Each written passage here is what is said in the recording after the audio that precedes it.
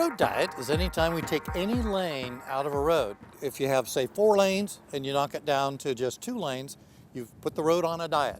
I first coined the phrase and used it in 1996 in an article that Peter Lagerwey and I wrote together. It had sticking power. People liked the term, they could understand what it meant. The most common road diet is converting 4 lanes to 2 and then putting in the 3rd lane for turning. And then with the extra space, adding in bike lanes. It's a way to reallocate space so the street performs more efficiently.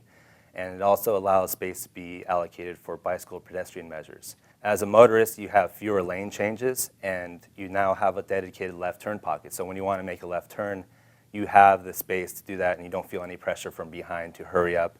And that improves safety for the motorists and for pedestrians who are crossing the crosswalks. We've reallocated the space in the street to accommodate those that live here, that work here, that buy things here, versus privileging those that would just drive through here fast.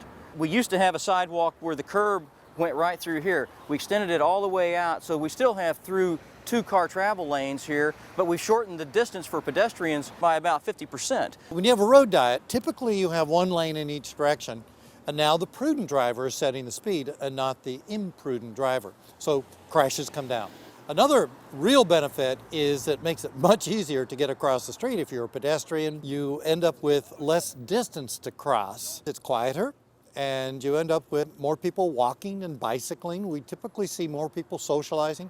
And generally, we see the value of properties going up. One city that's way out in front of other cities is San Francisco. San Francisco is up to about 40 road diets, which I believe is the most of any North American city. We have all sorts of road diets where we went from 4 lanes to 3, 3 to 2. We are working on one that goes from 6 to 4. Back in the 1990s, Valencia Street was a 4-lane roadway, and the Bicycle Coalition in particular wanted to have a bicycle facility on the street because it was already very heavily used by bicyclists. So the bike lanes went in as a trial. We went from 4 to 3 lanes with bike lanes, and there was a report written after 1 year. We found that the number of cyclists increased by about 140%, and we were finding that the merchants along the roadway were actually very open to the idea of keeping the road diets. After the road diets go in, because motorists are driving more prudent, people can shop for parking spaces, and the retail life of the street also improves. So the businesses typically do better after a road diet. To a lot of people, it's a surprise if you take half of something away, the number of lanes, that you actually end up with more performance for a street. And it just simply gets right down to the crunching the numbers. In science, if you have fewer of something, it can be more efficient. Road diet is one of the most cost-efficient ways to improve a roadway. You can do a mile of roadway for about $50,000, which is the cost of 1 sidewalk bulb out. Or to compare it, a traffic signal could cost $300,000 or $400,000.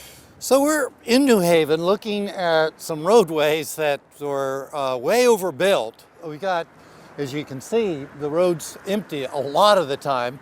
And then all of the space in between these 2 roads on either side was at one time all housing. And they bulldozed all of it in order to put a freeway in. Well, the freeway never came, never will come. And now we still have these very fast, very wide streets. Earlier we were recording some cars that going 50 miles an hour down this corridor. One major reason for road diets is safety. We've had several people killed within a block of right where we're standing now, doctors who work here in the hospital. So we're really looking at all the ways we can get out those lanes we no longer need, which when you have too many lanes, you induce more speeding and more risky behavior. As we're making a move back to cities, as people want to live more and more in cities, so many of the streets in our cities, 30, sometimes 40% of the streets could operate better with fewer lanes. And otherwise, change the street back to a quieter version of its former self. And it's working.